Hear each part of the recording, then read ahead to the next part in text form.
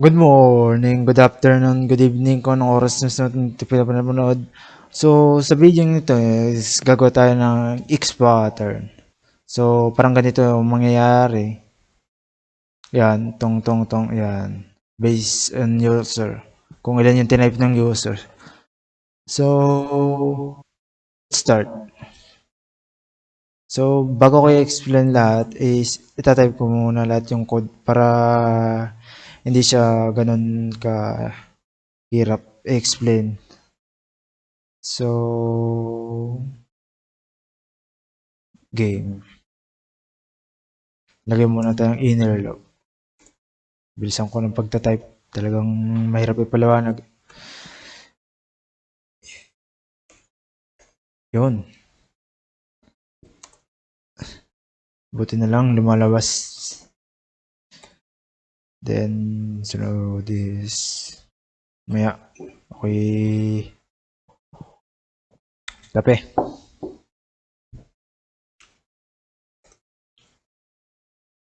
Then, if. Pinag-aralan ng dati. If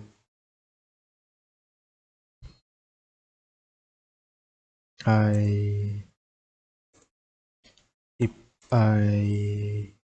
equals J. Palitan na natin itong D. Para pangalan ko. Hindi ko alam ba't nag-JJ dahil sa Jana. Then, or. Ito yung magiging condition natin sa if pag na-meet. So, I equals height. Then, minus 1.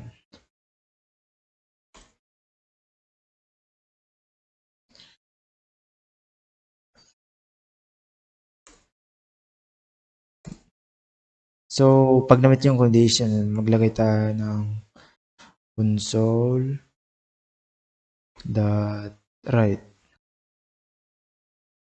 Write para sa pag nag-loop is pahalang. Hindi siya yung patayo.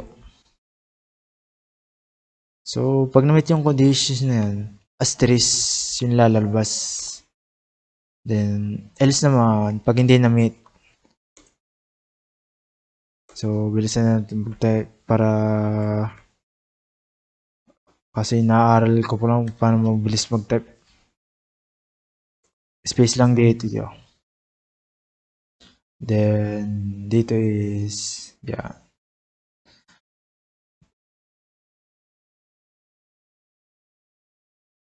Console.write line. Mamaya, post ko muna. Ay, naiihi. So, yan, mabalik tayo. Katatapos ko lang mag-CR.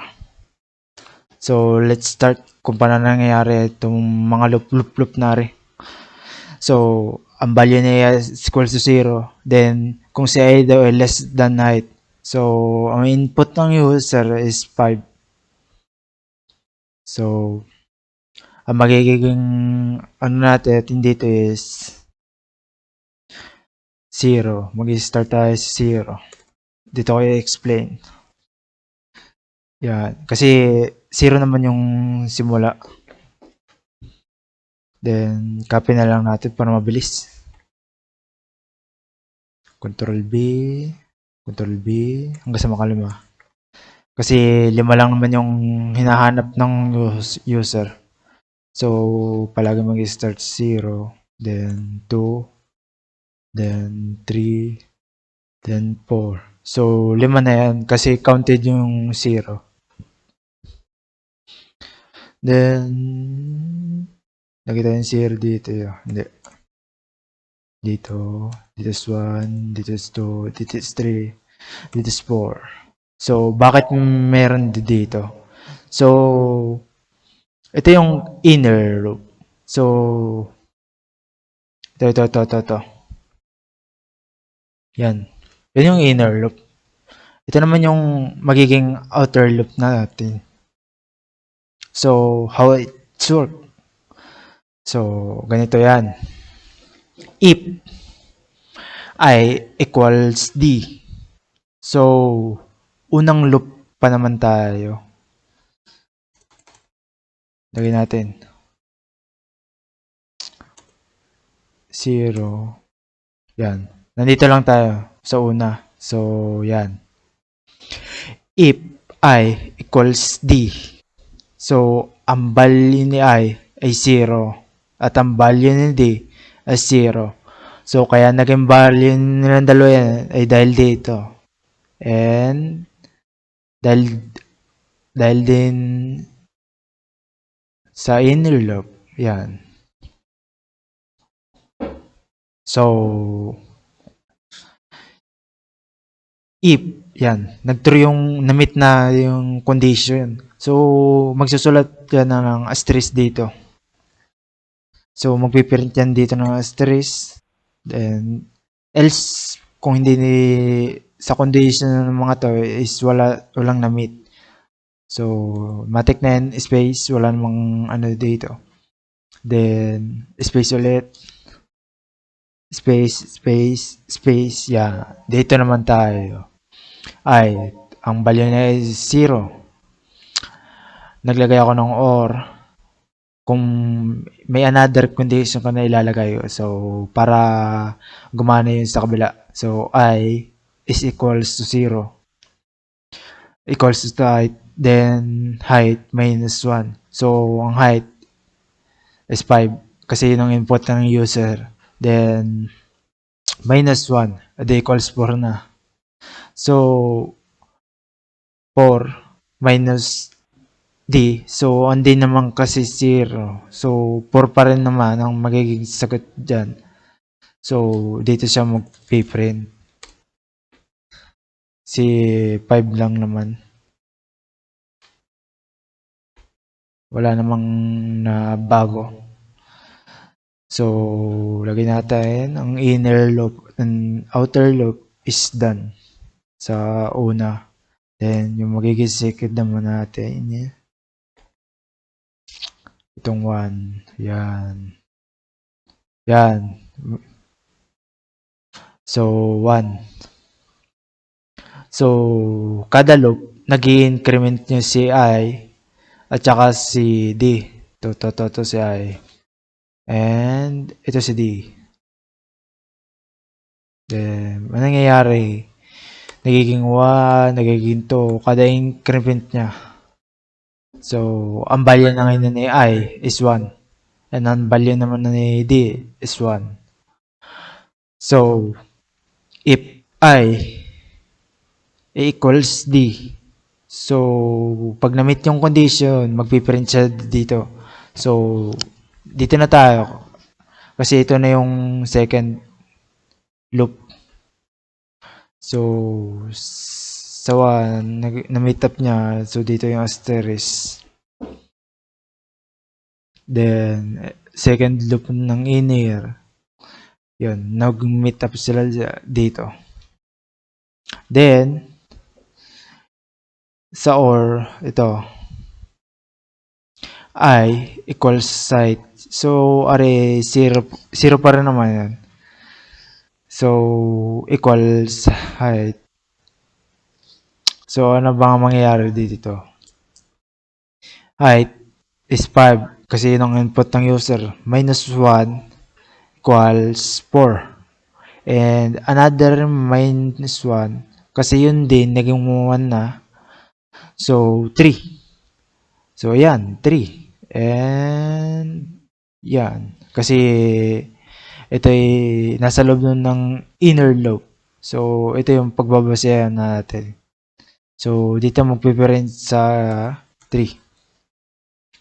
Shift. Sana maintindihan nyo, sir. Talagang mahirap mag-explain. Yan.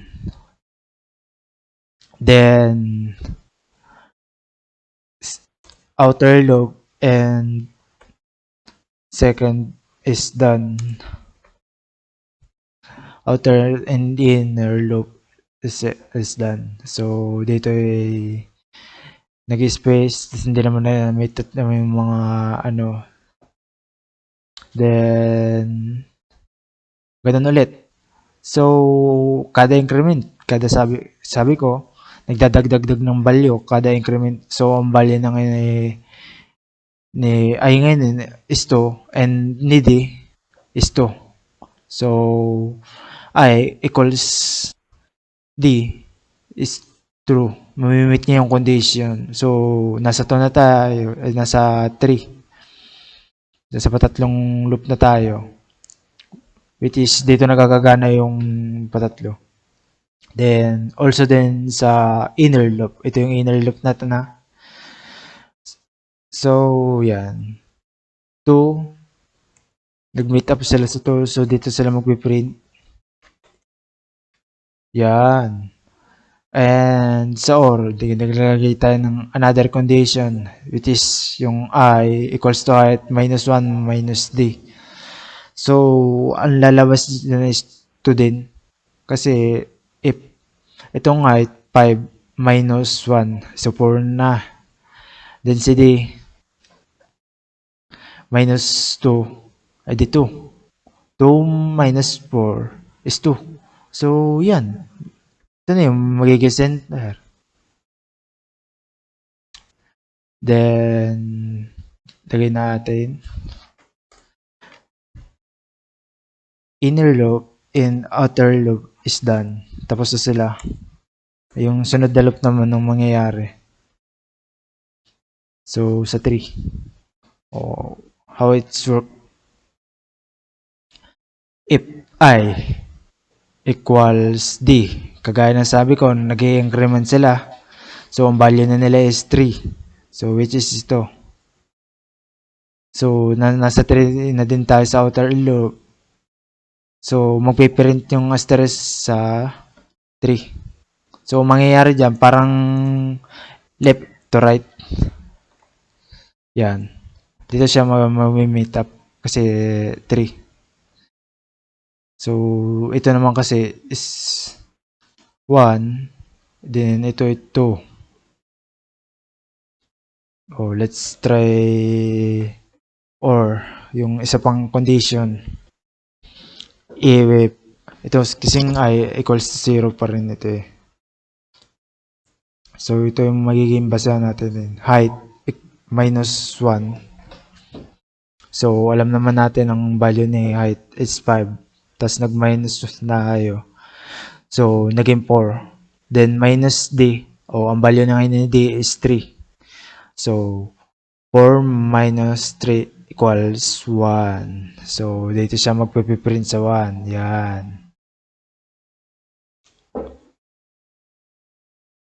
So, parang hindi na ako makakapasok bukas kaka-explain dito.